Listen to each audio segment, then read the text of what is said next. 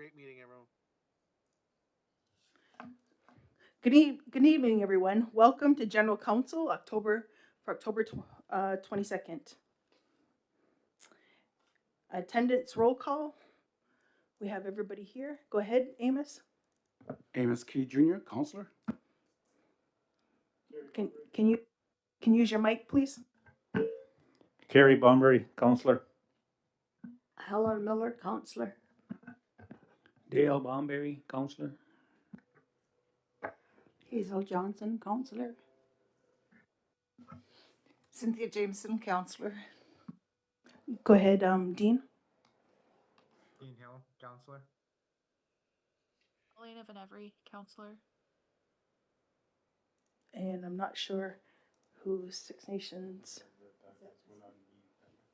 Leslie, is that you on there?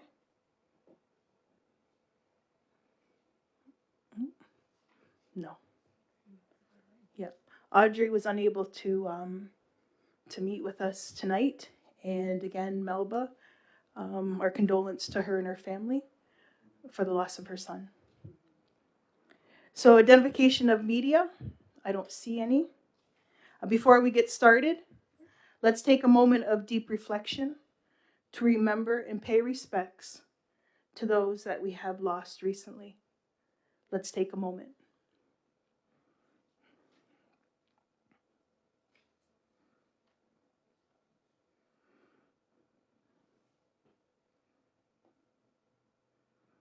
Thank you. Adoption of the agenda. Is there any additions or deletions to the agenda? If not, can I have a mover? Moved by Dale, seconder. Second by Hazel. All in favor? Anybody opposed? See none, carried. Delegations, presentations. We have some check presentations tonight. Lee, do you want to come to the front?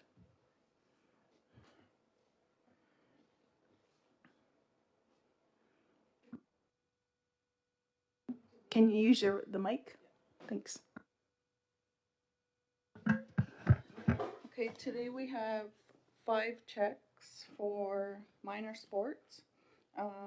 We do have minor ball here to accept the check. The other representatives have sent their regrets, so we'll need someone to accept them on their behalf, and we'll send the funds electronically. So we have Six Nations minor baseball? Yes. Here. Six Nations minor baseball. Okay. We have Alicia Anderson, and we have a youth representative to come with her. Oh. To accept the check. Great.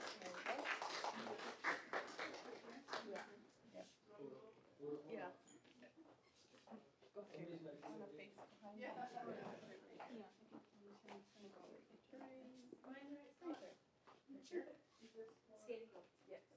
Right here. Who are you? It's my granddaughter.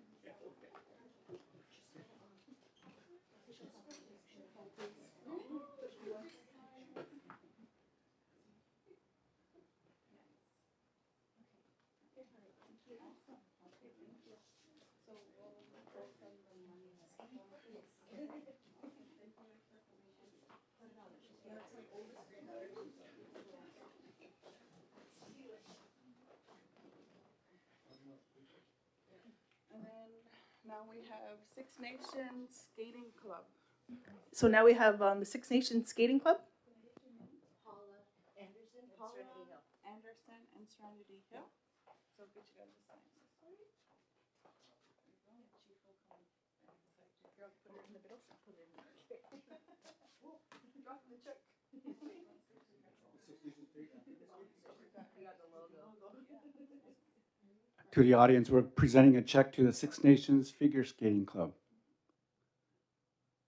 presented by Chief Sheridan Hill.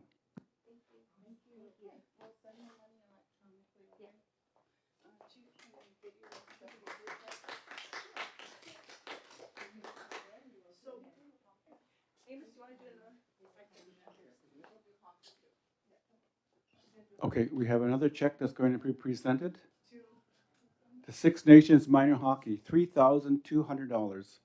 And that's the proceeds from the Montour celebration, right? Fundraisers, okay.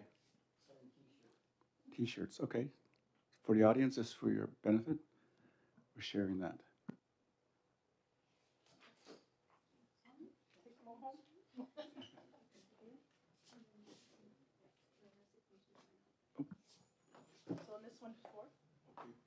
For the audience, we're having another check presentation by Chief Sherilyn Hill to the Six Nations Minor Lacrosse from the watch parties from Brandon Martin. Sorry, Brandon Montour.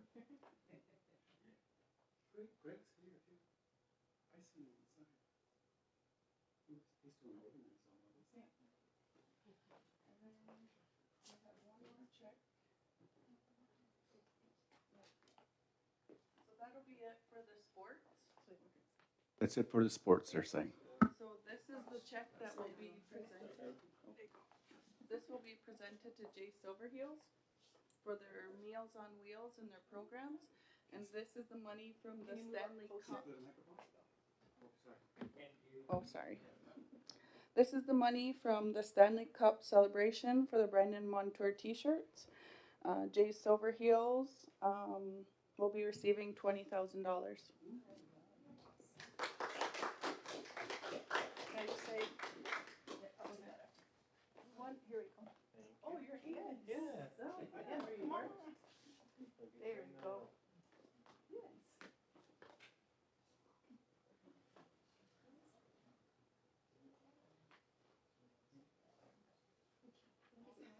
Go. He and I both worked at McDonald's at one time.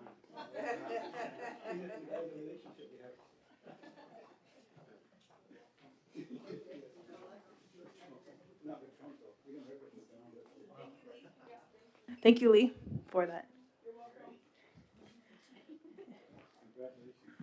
And also the 20,000 from Jay Silverheels was just that one day event. That's how much we made on that day that he was here for that Stanley Cup celebration. Yeah.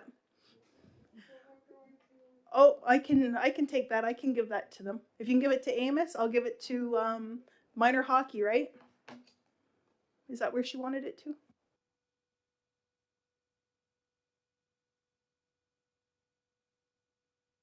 Okay, I will I'll take it to his grandmother, his mom also. See who's home. Yep. Turn it around and this is you. Yes. Exactly. Okay. Thank you.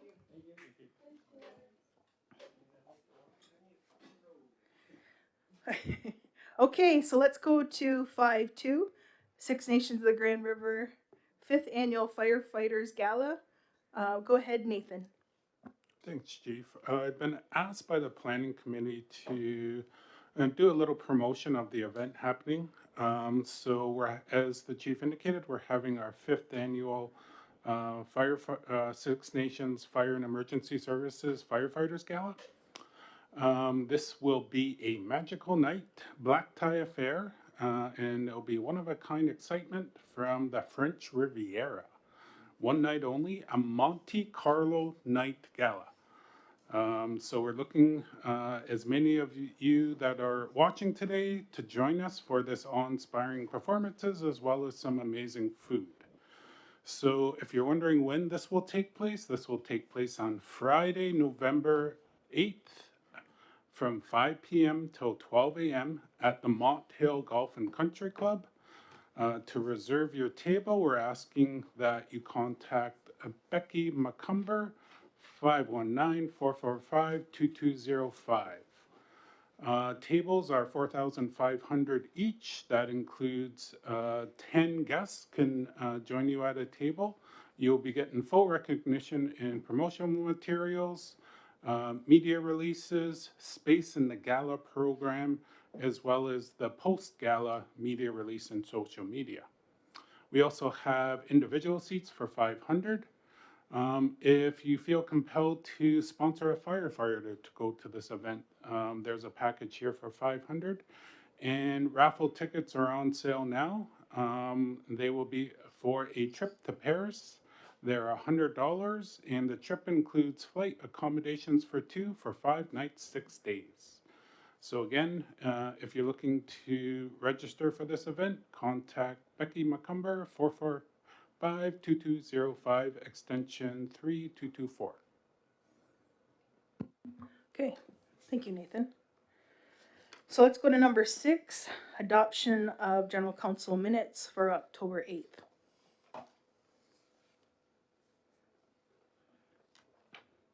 Is there a mover?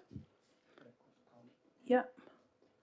Go ahead, Dale. Yeah, just in the minutes, I think it was item number 8 in the minutes there where the CEO was given an update on the Stanley Cup expenses. And it does say that we made a resolution, but I would have thought the resolution would have been worded with it because there was a post approval for the expenses. So that's all, just thought we'd put the wording of that council's post approval on there, but it's not listed there. So I just thought it'd be good to be there because that's when it was made. Can we add that to that, Brooke? Yeah, Yeah, to the minute, yeah, changes to the minutes. add it to the minutes. Oh, yeah. Yeah. Okay. Yeah, I'm not sure. I think I moved it, but I'm not sure who seconded it.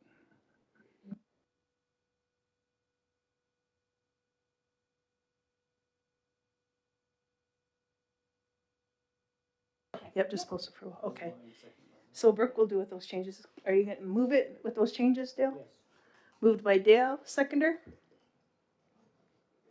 Second by Helen, all in favor? Anybody opposed? See none, carried. Number 7, Chief's update, Bill C-61, First Nations Clean Water Act. The Bill C-61 is currently at the consideration in committee stage of the legislative process. As a result, the Standing Committee on Indigenous and Northern Affairs, INAN, is hearing witness testimonies from impacted parties. Councillor Fraser and I appeared before this House of Commons Committee on October 7th to testify on the potential impact of this bill on Six Nations of the Grand River and its flaws. I provided a 5-minute testimony followed by a question period where Councillor Fraser and I answered various questions from members of Parliament. We have also submitted a written brief to supplement the in-person testimony. Six Nations of the Grand River submitted a proposal for a homeless and addiction recovery treatment. It's called the Heart Hub in Ohsweken. My office has worked with the Department of Wellbeing to formally notify the provincial government of our intent to apply for a Heart Hub in Ohsweken by submitting a proposal. Ontario is launching the Homelessness and Addiction Recovery Treatment Hubs demonstration project. The purpose of these hubs is to enhance access to integrated health and human services that support the treatment and recovery of individuals with complex needs. The Ministry of Health will fund the creation of 10 new, including 2 that are Indigenous focused, beginning in 2025 and 2026. Six Nations of the Grand River staff will be working to prepare the full application, which is due after call for proposal process is completed. We will monitor the application process and continue to advocate for support of Six Nations application. Meeting members of Parliament, Mike Morris, on October 8th. I had a virtual meeting with MP Mike Morris, the Green Party member of Parliament for Kitchener, who has committed to working to build and maintain a relationship with Six Nations. After our recent virtual meeting, MP Morris asked a question in question period to find out if the government would prioritize rebuilding Argano's health center. My office is currently working with MP Morris's office to arrange a visit to Six Nations. Chiefs of Ontario Leadership Council meeting on October 9th. I attended a dinner meeting while in Toronto for a special Chiefs Assembly. The Leadership Council meetings are for members of the Leadership Council to gather and hear updates from coup sectors on their work, discussing upcoming political matters of important strategize, and provide updates from the Office of the Ontario Regional Chief. This meeting also provided the leadership with the opportunity to discuss the First Nations Child and Family Service Long-Term Reform Settlement Agreement one last time. Attended the Chiefs of Ontario Special Chiefs Assembly, October 10th. Special Chiefs Assembly Strengthen in Unity in Toronto to vote on the Ontario Region's position regarding the First Nations Child and Family Service Long-Term Reform Settlement Agreement. The draft resolution included a mandate for Chiefs of Ontario to sign the provisional final agreement and passed with 62 chiefs in favor, 3 opposed, and 1 abstention. Once the signed draft resolution is available from Chiefs of Ontario, we will be sure to circulate it to Council. Assembly of First Nations, the AFN, concludes Special Chiefs Assembly on long-term reform of the First Nations Child Family Services program. From October 16th to 17th, I attended the Special Chiefs Assembly in Calgary. The purpose of the Special Assembly was to vote on the First Nations Child and Family Service Final Settlement Agreement with the Government of Canada. In 2007, the Caring Society, AI, the Amnesty International, and the Assembly of First Nations filed a human rights case against Canada for the continued discrimination of services and funding that perpetuated the removal of children from families and communities under the guidance of child protection. In 2016, the Canadian Human Rights Tribunal, the CHRT, found that Canada was discriminatory in the funding of services for children and families on reserve.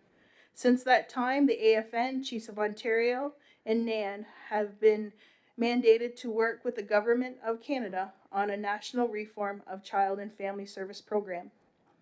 Chiefs and proxies from across Canada voted against the resolution supporting the $47.8 billion final agreement of the 414 voting chiefs and proxies. 147 were in favor, 267 were opposed, and 1 abstained. Chiefs and Assembly voted in favor of a resolution to go back to the federal government and renegotiate an agreement using a new negotiation process. This resolution also calls on Canada and the AFN to refrain from bringing any motions or seeking direction from the Canadian Human Rights Tribunal to set aside existing CHRT orders without prior approval of First Nations Assembly. On that vote, 186 chiefs voted in favor, 7 chiefs voted to oppose this resolution. I will keep everyone updated when the information becomes available from both Chiefs of Ontario and the Assembly of First Nations. Six Nations will continue to promote prevention and support the long-term reform of child and family services. A reminder, keep an eye out for the political update. We are still working. Yeah, go ahead, Helen. So what's going to happen to us, to our children and our families, if this money's not going to be available? We just stay status quo. And there's a meeting in November with Chiefs of Ontario, and there's a meeting in December with AFN. Because I know a lot of them were looking forward to that, you know. Yes. And how long does this renegotiation take? Another 10 years? So as I mentioned here, it was 2007, and then finally, we're at 2024, Yeah. and 17 years, and I'm not sure how long this will take now. Go ahead, Cynthia. Thank you for your report. And I believe you said in the Special Chiefs Assembly that there were, on this matter of voting in favor or not with this final settlement agreement draft, that there were 62 in favor and 3 opposed. That being the case, the majority of Ontario is in agreement.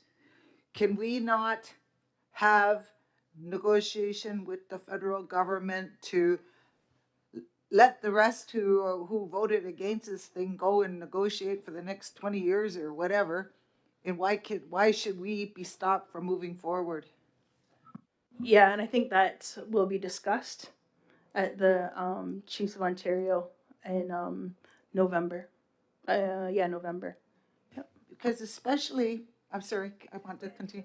Especially as I understand, part of this negotiation table was Cool and Nan. And were the Nan folks in favor? Yes. So that's even more impetus for us to be able to go ahead then. Yes. Greg? Just an update too, as well as the Caring Society had dropped out a couple of years ago of the negotiations.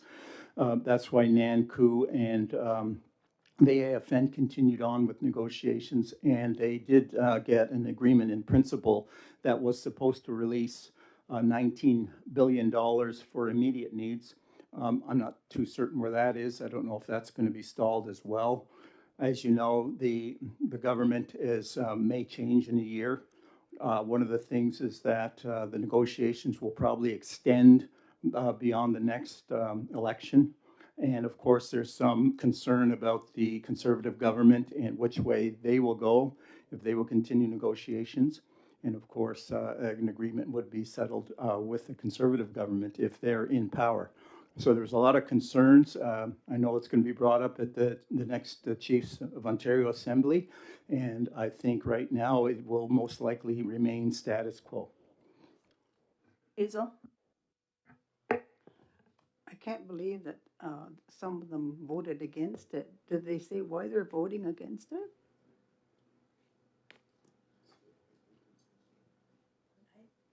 Yeah, there are agencies. The money wanting to go to the agencies. Yeah. Oh. Go ahead, Greg. Yeah, one of the things too is that with this new agreement, there was a lot of flexibility in terms of how we could control our funding. One of them was prevention. Prevention dollars could be passed on to the next year if not used, could be switched over to other services. One of the things too from our 1965 agreement of the band reps, some of these reserves in First Nations in the West do not have band reps. Nor do they think they have the capacity to do so. There were a lot of questions about the role and exclusion, I think, of First Nations in the West as compared to the power that was seen with Chiefs of Ontario and NAN. I think there was some animosity, I believe, there. I think also that one of the things, too, is the Caring Society was not involved. And of course, they gave a strong pitch for renegotiating, not accepting the agreement, and of course, renegotiating that agreement. I think funding was an issue. One of the other things too, I think they were concerned with the Canada being able to be stopped the agreement or to change the agreement after the 10-year period. So they were concerned about that and that it may not be as open-ended as we thought. So yeah, they had concerns, but that's what basically turned. And the other thing too is they had technicians as proxies, and of course NANCU and AFN did not. We had more legal representation. So I think the passion from the testimony from their representatives, I think, carried the day, and that's one of the reasons why it was turned down. Dale? Yeah, no, I mean, just follow up with Hazel's question. That was my initial thought, is why would they turn it down? And then even further, if you're saying the agencies, they wanted to go to the agencies, and yet they make a motion at AFN to say they want the First Nations to speak. So that's kind of contradictory right there. If they're going to allow the agencies to prevail, and yet they want to make the vote, it's just not making logical sense in relation to why they would vote it down. Go ahead, Helen, then Amos.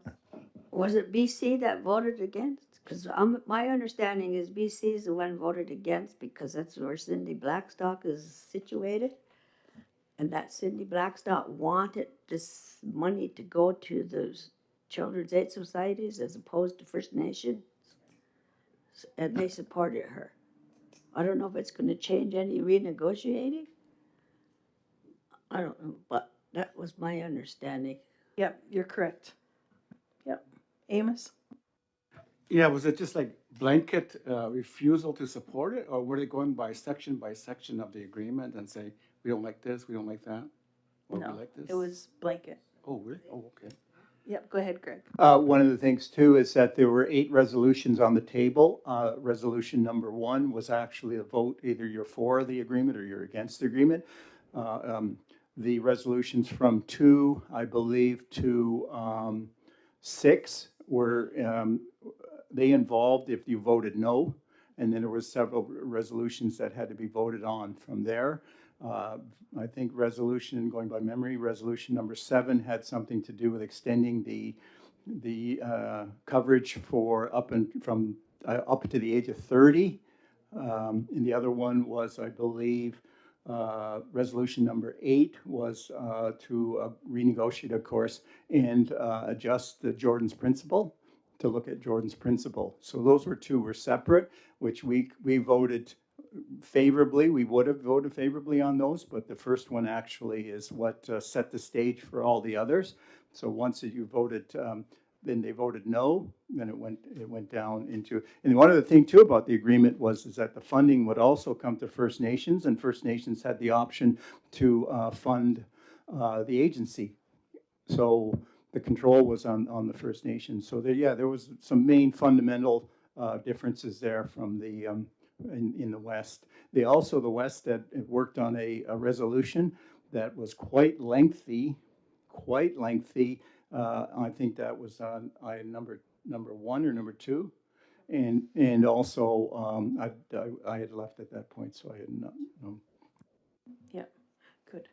So the next thing is just we are still working on the political update that will be issued to the community in late November with the next issue of the Leisure Guide. The first issue will focus on sharing all the work that has been done over the first year of the 59th elected council. Can I have a mover to accept his information? Moved by Greg, second by Hazel. All in favor? Be opposed? See none, carried. Go ahead, Nathan, for the CEO's update. Thanks, Chief.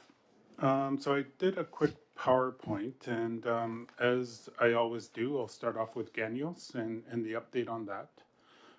So we continue to operate out of White Pines, and Six Nations, the administrative staff, as well as the political staff and the chief, continue to meet with various folks within Indigenous Services Canada. I can report that we have finalized the assessment phase. And the assessment phase was the phase where we provided the information to determine that there was a new build, even though the minister made the commitment that there would be a new building. They still made us go through the hoops and jump through the hoops and go through that process. So we are completing that phase as we speak. This will move us into the design phase of the project. So we got some pre-work to do, and I know I have Deb and Derek working on getting ready for that design phase. That's we'll have updates in the next few months on what that looks like, because that's where we want to get some community engagement and look at, the future of that particular building based on our needs. Some additional updates: the dental services is now up and running through a mobile trailer, which is located just outside of White Pines Wellness Center. So that is now open to the public. Unfortunately, we do have to apologize for a slight inconvenience. If it's not already fixed, we are doing some upgrades to the elevator system through the month of October. So we do apologize for that inconvenience. I do want to also signal that last week and I believe tomorrow we got meetings on the additional mobile units that will be used will be put in place while we go through the design phase and the actual building of the new building.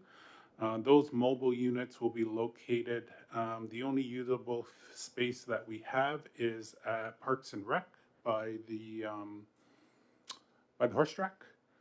So we'll be looking to put between 3 to 4 units based on our needs. And basically ISC is going through their own footprint. And we'll be looking to kind of get those into the community within the next month or so. So that process is underway.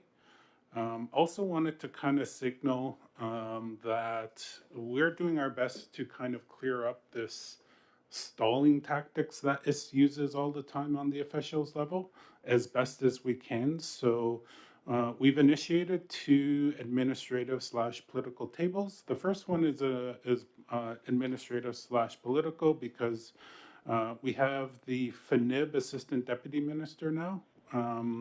We meet with her once a month. Myself, Linda, just the 3 of us, and just discuss where we are with the project and what instructions we have to go down to the officials level. And then we established an operational table, and that's where Derek and Deb do the work on providing the substance and kind of fulfill the wishes of the oversight table.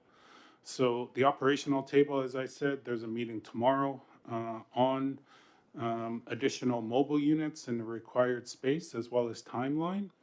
And also that operational team is being developed to get us into that design phase for this new building. It all sounds like everything's going smoothly. Certainly it is not. It is a constant fight and constant reminder every time we go on these calls. But we're plugging through as best as we can, and keeping the chief's office and yourselves up to date is extremely important as we go down. Some of the outstanding issues I wanted to talk about. I'm meeting with senior staff next week because there are some outstanding issues on ISC end. So this table has requested from ISC that we have a timeline of how long it's going to take to get to the new building. They've yet to provide that, so we're going to hold them to the fire on that. They're also non-committal on providing a senior ISC staff to be their representative at our community engagement session that we're planning to have on Ganyos. I have a call again tomorrow with the person's boss just to implore them to send that representative down. It is their building at the end of the day. So I'm just going to pause there, see if there's any questions. Any questions? Yep, go ahead, Amos. Yeah, it was brought up at our well-being committee, like how much this group, Indian ISC, I guess, are not supporting the staff here with exactly what you just said. And I don't know how we can turn that around, but I guess the chief can get involved, right? You're going to get involved with them tomorrow.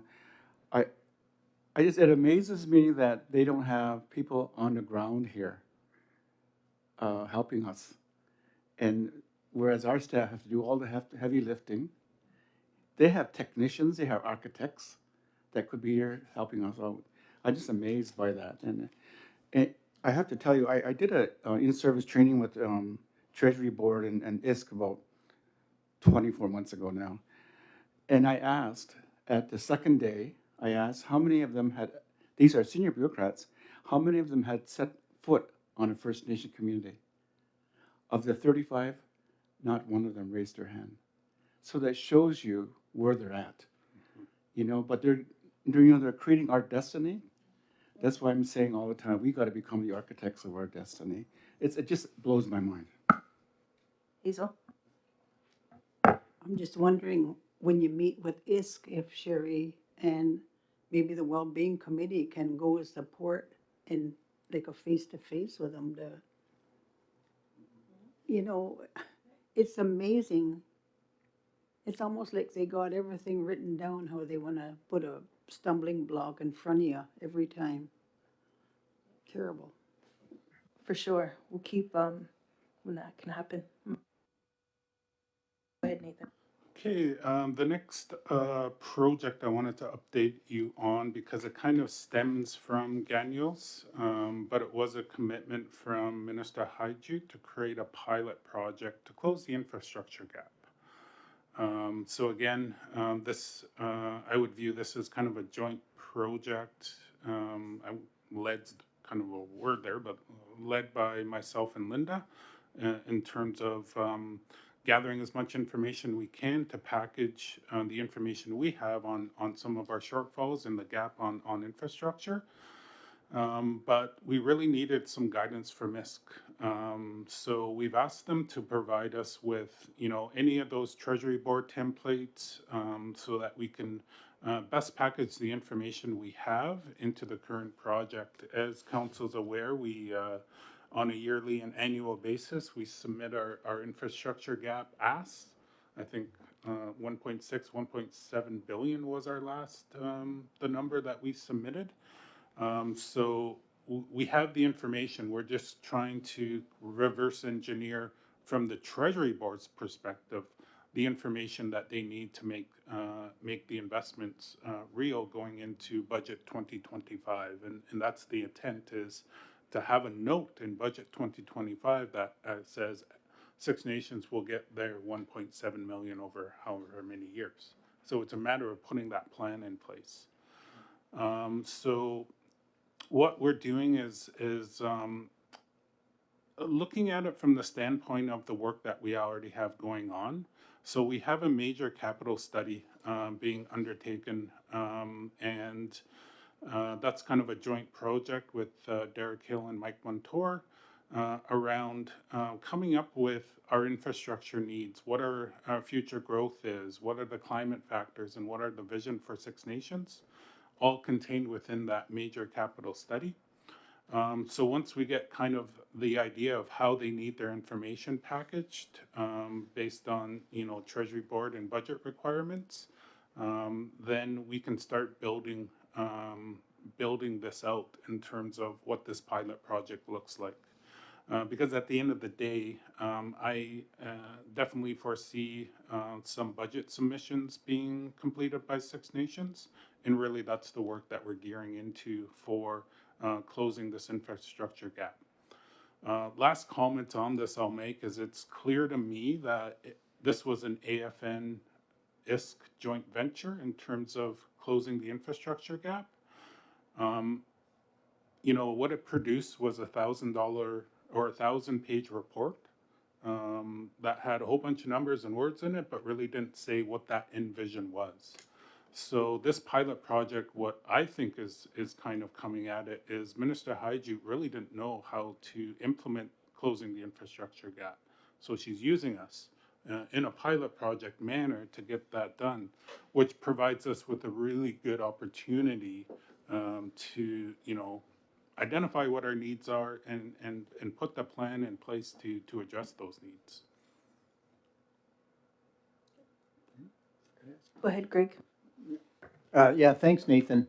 To me, this sounds awfully familiar, pilot projects and so on and so forth. As you know, and everyone is aware that there's a possibility that the government will change. And of course, a lot of these things that are on the table, that are in the works, that's the question I have to you, Nathan. What do you think? Do you think that there is a possibility that a new government may not honor this pilot project and not continue with it?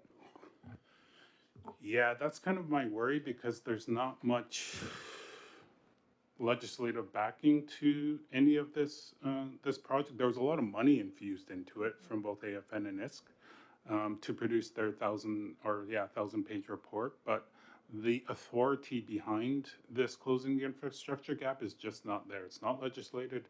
At this point, it's not even really in policy. It's really considered a project at that point. But I think there was a lot of emphasis put into it between AFN and not the government of Canada, but the Liberals.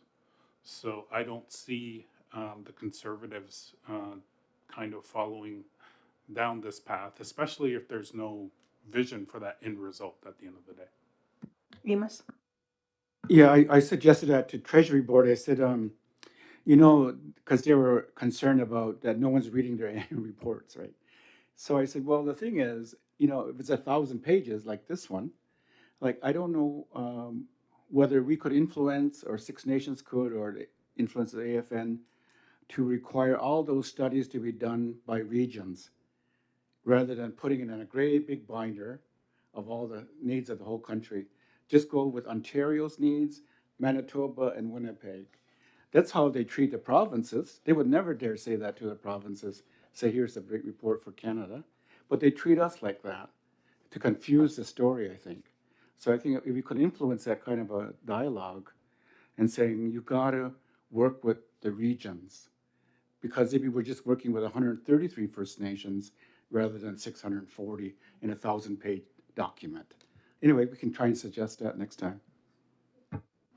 Go ahead, Nathan. No, that's brilliant in terms of looking at it from that standpoint, because it's there's no rhyme or reason to the allocations right now as it stands, because of that kind of global approach, and especially when that conversation we just had about BC, their region gets too much money on an annual basis.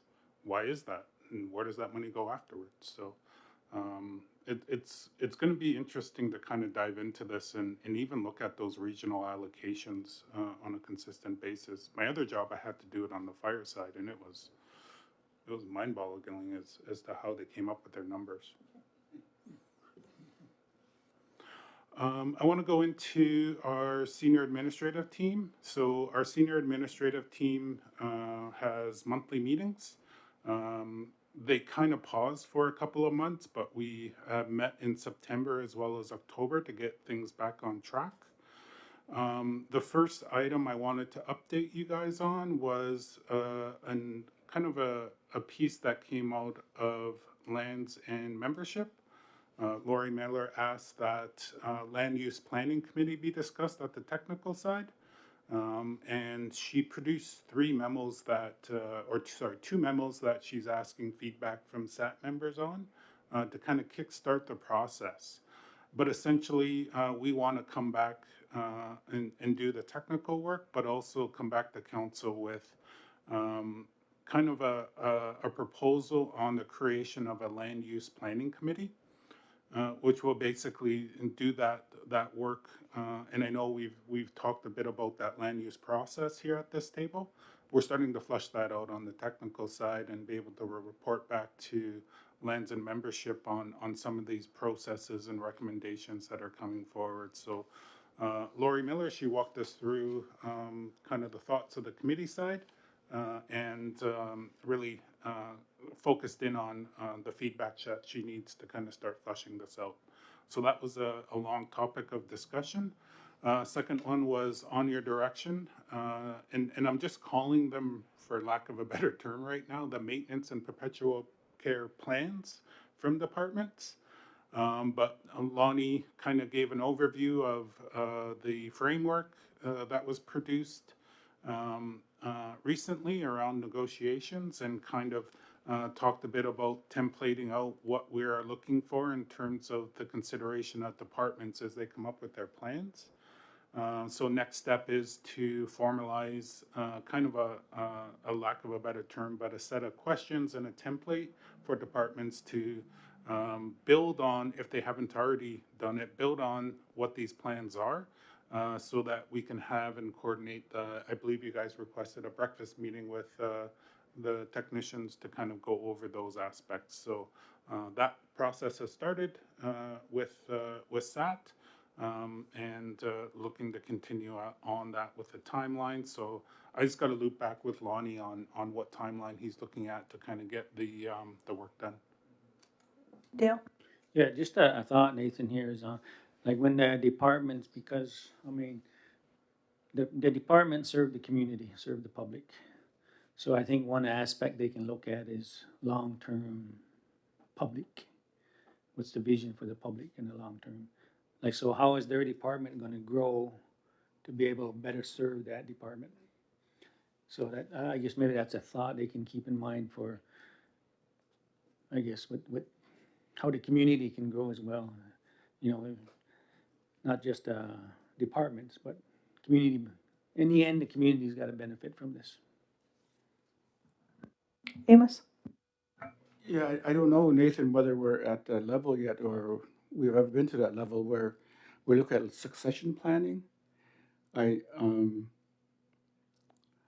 Or is it the policy of the council or our civil service that if someone leaves, we just post and hire again? Or is there an opportunity to move up within the succession planning plan? So I don't know what our philosophy is on that and um, whether that could happen. You could move up. Yeah, we don't necessarily have that succession, lack of a better term, policy as you described. All positions at this particular point are to be posted and open for competition.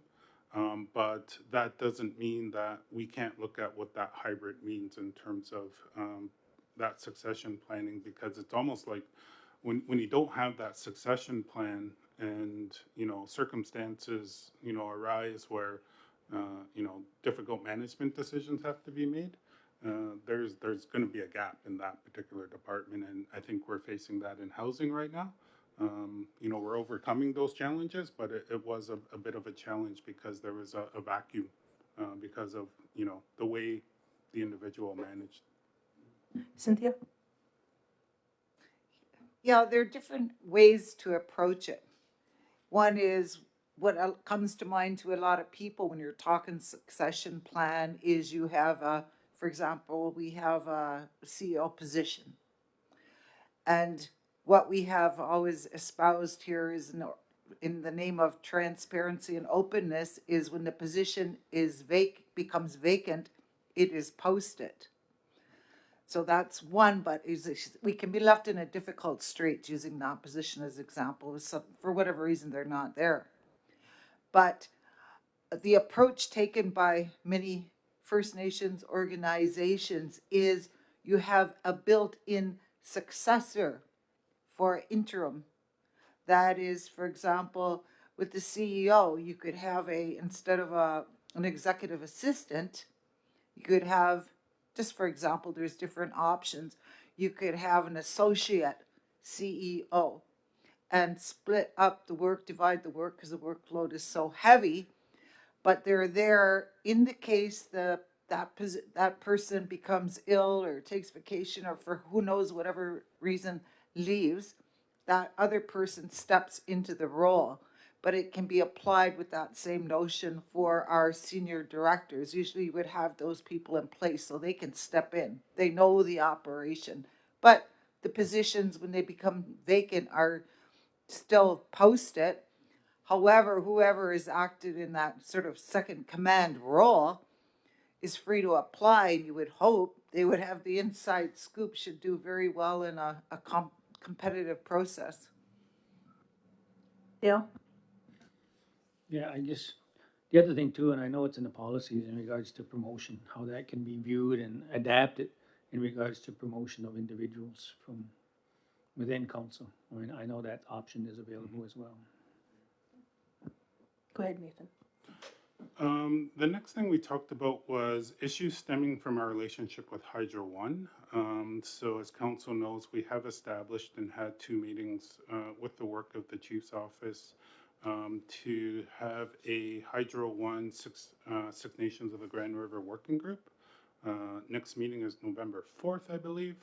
And we have all key departments already at that table, but just wanted to kind of work that through with the SAD as well. And what we're talking about at the working group level is really the streamlining and the need for council motions, because it's kind of all over the map right now in terms of when Hydro One contacts 6 Nations of the Grand River. They do so basically at the 11th hour, and we have to come up with a quick motion because apparently, we got residents that needing these hookups going forward. So we're looking to kind of streamline that process. We're talking about the wood pole placements and definitely recognizing the need that there has to be some corrective work on this particular file, because there are wood pole placements outside of the road allowance. So that's another topic. Planning and design is an issue where a number of delays and folks who are building houses are waiting quite a substantial amount of time for either the design phase or the hookups. So That's another piece that's on our radar, as well as the permitting and the legal issues going forward. So those are some of those topics. And then we also had an update on the second generation cutoff. Dale? Yeah, Nathan, just jumping back to your planning and design slash hookups, you know, for a simpler term, I know the first phase of getting Hydro One involved is to have that layout. And that seems to be the issue. And I know they have limited staff in that department. It's very, even though they're administrative, it's still very political. And I know, I mean, having dealt with it on a few cases, one situation where I was helping someone, it took them over 10 months just to get a layout. You know, a lot of the house was constructed, done. It was all wired. There was ready to go from the house to wherever the pole was going to be. So it just took time to get that layout. And now we know, and there's contractors out there that know how to do it, have done it, know the best options. But it's waiting for Hydro One and their staff to do the actual layouts. And I know some contractors are scared to question these individuals who are responsible for the layouts. You know, again, that's that politics that come into it. But if they can, you know, if they need more staff, then it's a big issue where people are waiting and waiting and waiting. And it costs the homeowner extra dollars because they got to do things in the wintertime. So I think that planning and design slash hookups in bracket the layout, that's a big, big concern. They just need to be a little more prompt. I mean, it takes them, you know, half an hour, they can come and do the layout, they're done. But it only takes them 10 months to get there. No, thanks for that. That's good insight, and we'll definitely add that as a focal point of the next agenda, and make sure they have, you know, the appropriate staff there as well. Helen? Yeah, second generation cutoff, I still got people, actually, I had a woman text me this morning, want to know when the community meeting is going to take place. So are we making any kind of arrangements for a community meeting? Yes, and the date escapes me that was identified.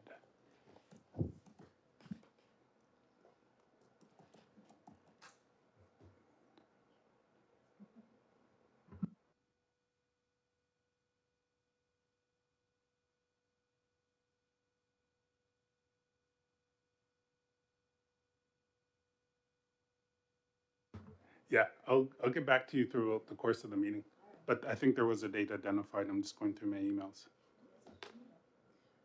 For the second generation cutoff? Yeah, the community meeting. And Nathan's got one more.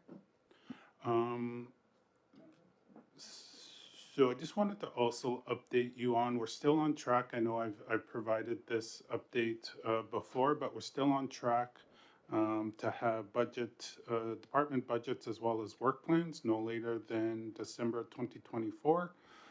Like I said, we're just kind of now working with them on the template. They've submitted all of their work plans that they have currently.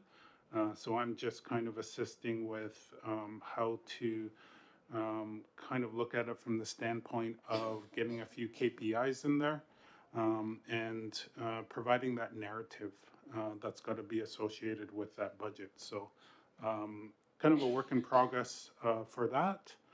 The last piece I just wanted to, because this was a question from my last update, is council has passed the motion for the shutdown for the Christmas break, and that's from December 23rd, 2024 to January 2nd, 2025. We're hopeful that by mid-October we'll have the essential service list finalized. Departments are just updating those now, and we'll communicate that to the community. But I just wanted to pull out, because Mike sent me an email this morning that he has finalized his work with his folks at the transfer station.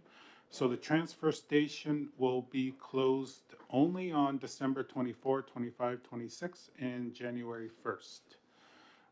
So what they've done is instead of closing down and shutting down for the entirety of the break, they'll be open those remaining days.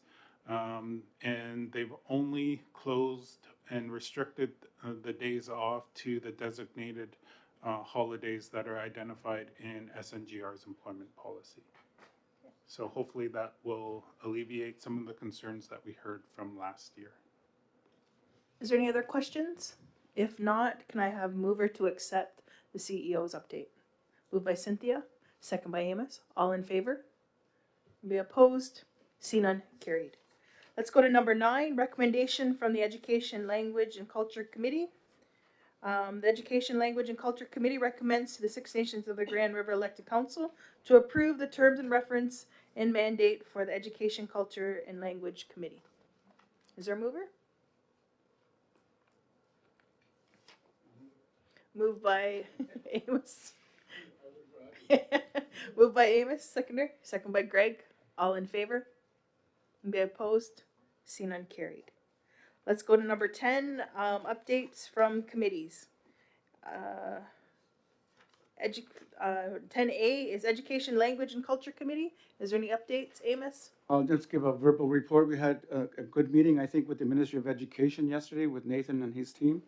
With Audrey and I, we're going to try and go after the, I forget what the name of the funding is, Nathan, but it's for support from the Ministry of Education. It's a $100,000 grant for the next 3 years, each of the next 3 years. And we got some ideas that we might want to utilize that. You can use it for salary and research or salary and operations to assist our committee, our portfolio. So Nathan's staff are going to receive a template, right, Nathan, I think, in the next couple of days, and then we're going to review it next on the 30th at our regular meeting. As the update, as you know, we were winding up phase 1 of the lifelong learning task force, and we'll be meeting on that as well on the 30th next week to finalize that. But officially, they're winding down as of November the 8th. Okay, that's your verbal update. Yep, thank you. Can I have a mover just to accept the Education, Language, and Culture Committee update? Can I have a mover? Moved by Greg, second by Carrie. All in favor? Be opposed? See none, carried. Let's go to 10B, Lands and Membership Committee. Is there any updates, Helen? Not today. Okay. I'm going to be writing a report, though. I just haven't got around to doing it yet. I've been in meetings all day today. So many meetings. Okay. C, the Wellbeing Committee. Amos, any update? Well, we had a regular meeting and with some great initiatives. I can't remember the one, Hazel, that food sustainability project we're going to try and investigate that's being set up in the north for the First Nation. We had that PowerPoint presentation from Ottawa. I can't remember the name of the corporation, but it's like a food sustainability project. And Deborah brought the folks in on PowerPoint. That was the most exciting thing that came out of that, for me, out of that meeting. And we're going to try and have it, Deborah's group, Health Wellbeing, are going to try and have, to bring those folks down in person from Ottawa. They said they would come and talk to the Farmers Association, to health, and probably social, just to get an idea of what this sustainability project could be. It could be probably centered at Ganeos, but and it looks like it could be, it's a not-for-profit, and they can grow produce all winter long. And that's what we need for our food banks and things like that. So that was the most exciting thing that came to me from Wellbeing. But we also we dealt a lot with the hospice and the opening of it last week with the shovel. A little comedic relief. We're trying to pull down the big carpet. the thing that was covering the sign that we couldn't get it down. And anyway, we finally, the guys came from Public Works and helped us get it all that curtain down. So we had to wait for about 20 minutes. It was supposed to be like a drop the mic kind of event, but that slowed it down. But we still had our shovels, and we raised up some soil with Minister Jones, and she was happy to be here. And I think we did make the front page of the Spectator last week, I guess. And it was nice that the photograph they used wasn't one of those stoic Mohawk and Caucasian photographs where we don't smile. We were actually smiling in the photograph. So it was pretty nice. Anyway, that's what's happening at Wellbeing right now. Thank you. Thank you. Can I have a mover to accept the Wellbeing Committee as information? Moved by Cynthia, second by Hazel. All in favor? Be opposed? Seen and carried. Number 11, 2024 Thank a Vet Luncheon. The Six Nations of the Grand River Elected Council approve. Is there a counselor available to volunteer to thank a vet luncheon to take place on Saturday, November 2nd from 11:30 at Assumption College in Brantford? Is Leslie on? I can, never mind. Go ahead, Helen. No, I can let you guys know that don't know what happens at this vet's luncheon. We used to go all the time, but we would go to volunteer. So we would help serve food. And we would have somebody there from the vets. I know John Mentor went a few times, and I know different ones would get up, like they asked for somebody to speak. But as counselors, we didn't have to do any speaking. We just did volunteer work, and we served the food, helped serve the food. I don't know if it's changed any now, but I don't know. I don't even know if we did it last year. Did we? Anybody remember? I can't remember. And so yeah, or you can just go up and say a few words if you choose. I don't know whether the president of the Vets Association will be. He's probably going to be there, I would think. So it's like that. It's just an afternoon of eating and whatnot. So Leslie said she's free. That's why Brooke just told me to ask. So I know Greg's went last year. Is that what you said? Go ahead, Greg. Yeah, it was quite a nice assembly of veterans, and of course our Six Nations veterans were invited. And also, yes, they do have a program, and whoever attends will be asked to say a few words. I know last year I was actually the first one to speak. So yeah, so anyone who goes, just to be prepared that they will ask you to say just a few words. And of course, I was invited by Bruce Patterson, and of course the Six Nations vets were there as well. So, and it was quite a nice gathering. It was quite a well attended as well. Go ahead, Dean.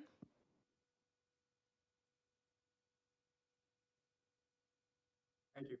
I was gonna say I'll be willing to go to that on November 2nd and be available for that.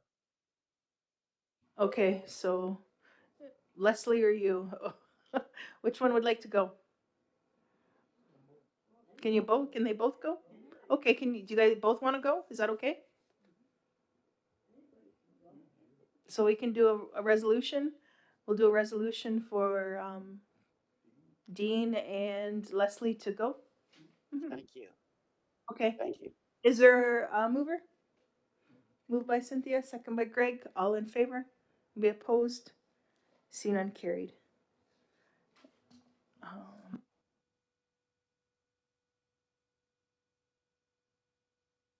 So that's it for tonight.